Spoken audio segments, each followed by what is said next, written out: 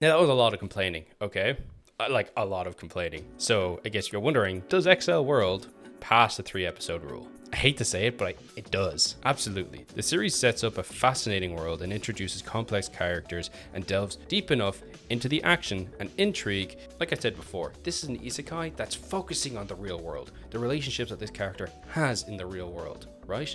And it only uses the Accel world as a way to progress the narrative in the real world. It's genuinely so freaking refreshing. There's moments like this in other isekai. Shangri-La, for example, is a great example of this, but Shangri-La only does it in parts. This has every character in the cast so far involved in the real world. Isekais nowadays tend to just delve straight into the fantasy world and don't play off the isekai genre like at all. Sure, the initial reaction of the character being thrown into a new world is interesting, but how many times do you think readers are going to see that same opening in 100 different shows or stories and not get bored of it? Because I know I am. At least this way, they're able to play two settings against each other, something that's very rarely done in any show. Gate did it, but Gate is poopy and dog poopy. Although I will say, shooting up medieval people is crazy cool. The narrative structure has a very similar thing to like Persona 3, 4, and 5, where our characters with their special abilities are constantly coming into contact with people who gain the ability from their reality,